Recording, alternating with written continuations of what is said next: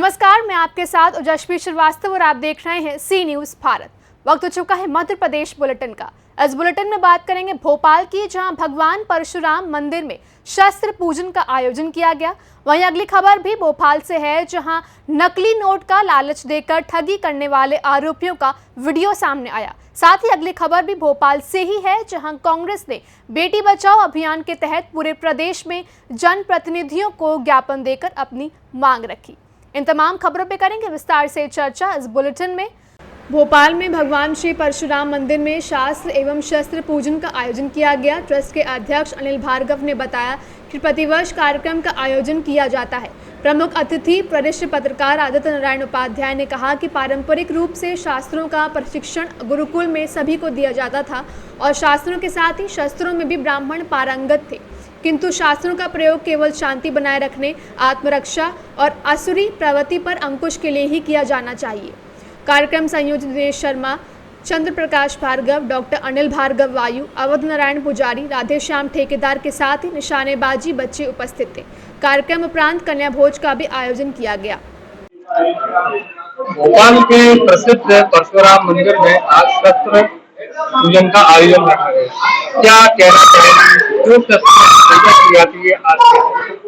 जैसे हमारे वेदों में लिखा है कि भगवान परशुराम जी से ही शुरू हुआ था कि शास्त्र और शास्त्र की जो विद्या दी थी उन्होंने ही शुरू करी थी, चाहे हमारे कोई से भगवान। तो आज हमारे यहाँ इन्हीं के प्रांगण में, भगवान परशुराम मंदिर के प्रांगण में हमारी राइफल शूटिंग एक रेंज है, जिसमें हम बच्चों को, नई पीढ़ी को राइफल और पिस्टल निशानेबाजी का अभ्यास कराते हैं।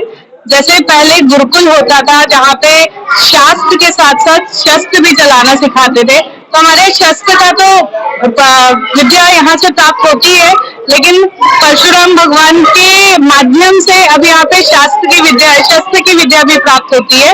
तो ये बहुत हमारे लिए एक अच्छा अनुभव है। बोलो। भगवान परशुराम मंदिर ट्रस्ट की ओर से आज परशुराम मंदिर पर जो है शस्त्र पूजन का कार्यक्रम रखा गया है।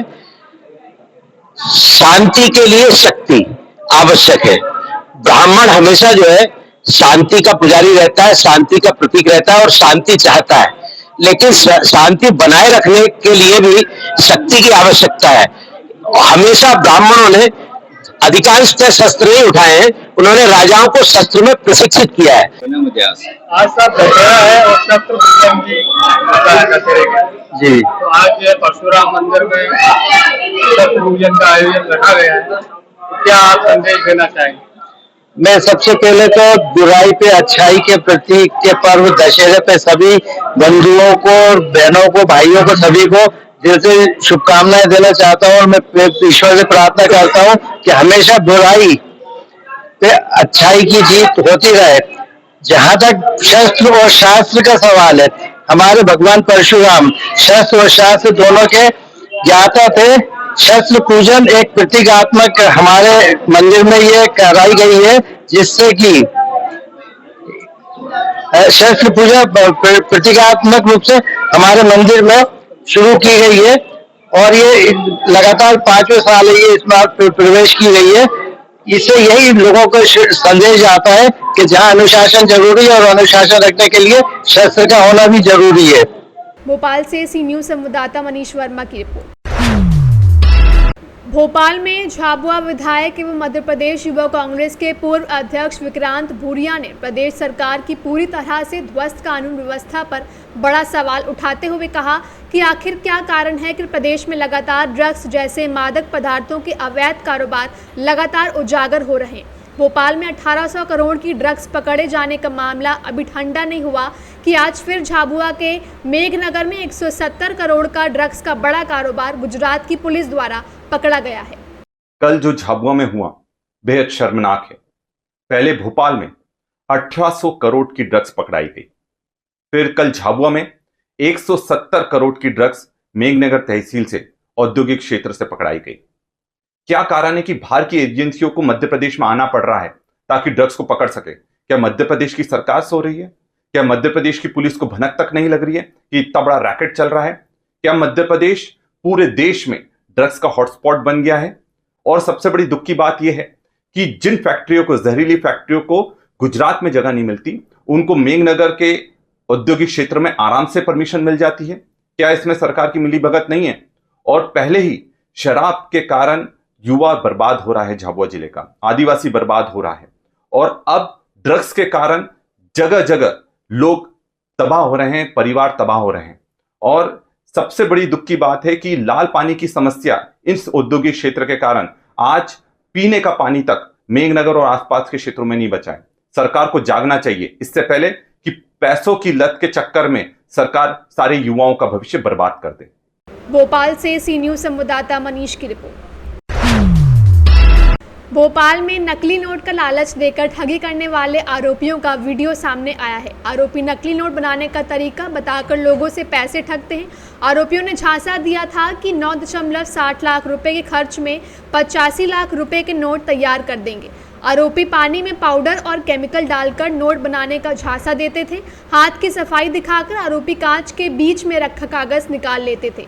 कांच की प्लेट व केमिकल से नोट बनाने का ठगों ने फरियादी से कहा था कि कागज के एक बंडल 2.60 लाख रुपए और स्याही 7 लाख रुपए में आती है, जिससे 85 लाख रुपए के असली जैसे दिखने वाले नोट तैयार होते हैं।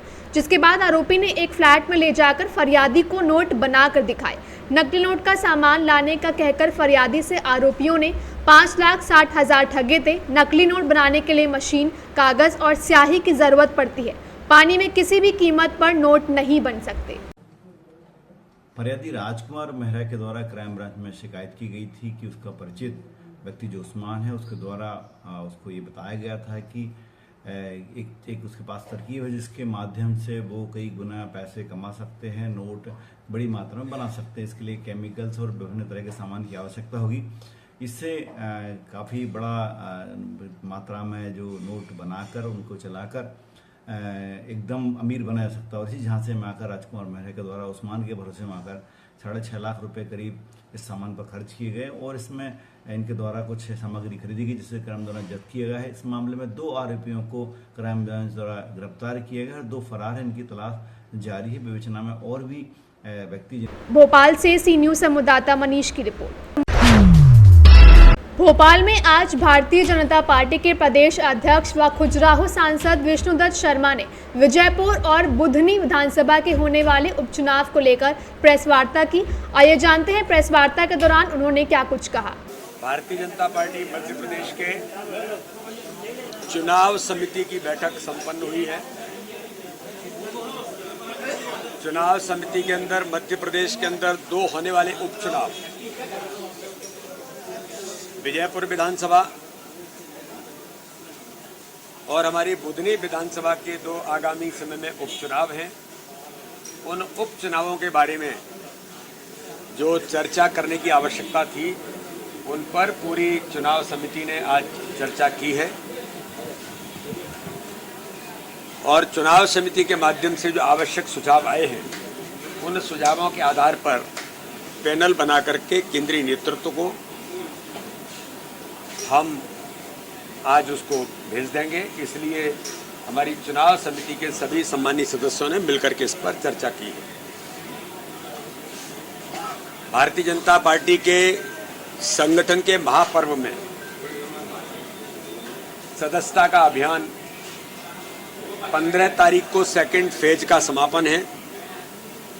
लेकिन मैं मीडिया के मित्रों के माध्यम से आज आपको बताना चाहता हूं कि भारतीय जनता पार्टी के मध्य प्रदेश के कार्यकर्ताओं की अथक मेहनत और परिश्रम से हम लगातार आगे बढ़ रहे हैं और लक्ष्य को प्राप्त करने में आज और कल का दिन हमारे पास जो है, उसमें भारतीय जनता पार्टी देश के अंदर सदस्यता के अभियान में भी इतिहास बनाने जा रही है। इसके बाद सक्रिय सदस्यता का अभियान शुरू होगा और सक्रिय सदस्यता के अभियान के साथ प्रत्येक बूथ पर सक्रिय सदस्य बनाने का काम भारतीय जनता पार्टी के हमारे सभी कार्यकर्ता, पूरा संगठन का तंत्र इसमें लगा है। बाद में फिर चुनावी हमारा जो अभियान है उसकी शुरुआत 10 नवंबर से उसकी शुरुआत फिर होगी। इसलिए आज की बैठक में मुख्य तौर पर जो हमारे चुनावी उपचुनाव है उनके बारे में चर्चा हम सब लोगों ने मिलकर के की। भोपाल से सी न्यूज संवाददाता मनीष वर्मा की रिपोर्ट। भोपाल में मध्य प्रदेश कांग्रेस के बेटी बचाओ अभियान के तहत पूरे प्रदेश में जनप्रतिनिधियों को ज्ञापन देकर अपनी मांग रखी। राजधानी भोपाल में पूर्व मंत्री पीसी शर्मा सहित सैकड़ों कांग्रेस कार्यकर्ताओं ने भोपाल सांसद आलोक शर्मा के निवास पहुंचे और आलोक शर्मा से बेटी बचाओ अभियान में शामिल होने की मांग की और आलोक शर्मा को ज्ञापन भी दिया। इस दौरान पूर्व मंत्री पीसी शर्मा ने कहा कि मध्य प्रदेश में लगातार बेटियों से दुष्कर्म के मामले बढ़े हैं, महिला अपराध बढ़े हैं। ऐसे में राजनीति से इतर सभी जनप्रतिनिधियों को इस मुद्दे को उठाना होगा और दोषियों को कड़ी से कड़ी सजा दिलानी होगी। वहीं सांसद आलोक शर्मा ने कहा कि बेटी बचाओ अभियान बहुत अच्छा है, लेकिन इसमें राजनीति नहीं होनी चाहिए। मध्य प्रदेश में बीजेपी ही एक ऐसी पार्टी है जिसने बेटी बचाने का काम किया है और महिलाओं के लिए, महिलाओं के पक्ष में सख्त कानून लेकर आई है। कांग्रेस से किसी भी कार्यकाल में ऐसी कोई कानून पास नहीं किए गए हैं। संवेदनशील है और हमारे प्रदेश अध्यक्ष आदरणीय जीतू पटवारी जी का ये मानना है कि सभी को दलगत राजनीति से ऊपर उठकर इन मामलों को रोकने के लिए प्रयास करना चाहिए। प्रयास ये होने चाहिए, सत्ताधारी पार्टी जो भी हो उसका यह प्रयास होना चाहिए कि कानून और प्रशासन का अपराधियों में भय व्याप्त हो, और विपक्षी दल जो है उनका ये काम है कि वे सरकार को आईने के रूप में काम करें कि वास्तविकता आज वस्तु स्थिति ये है और इस तरह से अपराध बढ़ रहे हैं और इन पर रोक किस तरह से लगे, इसमें दोनों को मिलजुल कर समन्वित प्रयास करना चाहिए। आप लोग यहाँ ज्ञापन देने आए थे, लेकिन सांसद ने फोन करके जीतू पटवारी से ये कह दिया कि जो कांग्रेस के नेताओं ने देखिए, ये उनकी मानसिकता है, ये उनकी सोच है। हमारी सोच ये है कि सब लोग अगर मिलजुल कर काम करेंगे तो कोई कारण ऐसा नहीं है कि ऐसे अपराधों पर रोक ना लगे। आपने जो ज्ञापन सौंपा है एक रिटर्न में, उसमें क्या है उस ज्ञापन में? देखिए, आज भोपाल के कांग्रेस के नेता मुझे ज्ञापन देने के लिए मेरे निवास के ऊपर आए थे। मैंने भी उनको देश में और प्रदेश में महिलाओं के संरक्षण के लिए माननीय नरेंद्र मोदी जी की सरकार और प्रदेश में प्रदेश के यशस्वी मुख्यमंत्री आदरणीय डॉक्टर मोहन यादव जी की सरकार के द्वारा माताओं, बहनों, बेटियों के लिए योजना चलाई जा रही है, उसकी हकीकत से कांग्रेस के नेताओं को मैंने रूबरू किया और मैंने प्रदेश अध्यक्ष कांग्रेस के जीतू पटवारी जी का भी मोबाइल आया, उनसे भी चर्चा की। कौन से कांग्रेस के नेता का साला उसके अंदर इन्वॉल्व है, जांच होना चाहिए। कानून अपना काम कर रहा है और मैं समझता हूं जो दोषी हों उनके ऊपर सख्त से सख्त कार्रवाई होना चाहिए, क्योंकि भोपाल का गौरवशाली इतिहास रहा। इसके पहले कभी इस प्रकार की घटनाएं नहीं हुई। अगर जो लोग भी इसको भोपाल को शरण स्थली बनाकर इस प्रकार का इम्प्लीमेंट करते हैं, 4 महीने ही हुए थे, हमारी सरकार थी, गुजरात की सरकार, मध्य प्रदेश की सरकार ने तत्काल एक्शन लिया और तत्काल दोषियों को पकड़ा। दोषियों के ऊपर सख्त से सख्त कार्रवाई हमारी सरकार कर रही है और कानून अपना काम कर रहा है। बिल्कुल वक्फ बोर्ड आना चाहिए। वक्फ बोर्ड के नाम के ऊपर भोपाल में कई जगह सड़कों के ऊपर, मैंने पिछले दिनों पॉलिटेक्निक से डिपो चौराहे तक स्मार्ट रोड बनाया। कांग्रेस की एक पार्षद आ गई, कहले साहब यह सड़क नहीं बनेगी, यह वक्फ बोर्ड की जगह। सब्जी मंडी में जाइए, न बाहर सब्जी मंडी, वहां कोई नगर निगम काम करती है तो वो भी कहते हैं कि वक्फ बोर्ड की जगह। पिछले दिनों अभी ब्रिजिसिया स्कूल था, पीडब्ल्यूडी की बिल्डिंग थी, वो धाराशायी हो गए। देश के पूर्व राष्ट्रपति डॉक्टर शंकर दयाल जी पढ़े, वहां पर एक आ गया कि बोर्ड लगा दिया, वक्फ की बोर्ड की जगह है।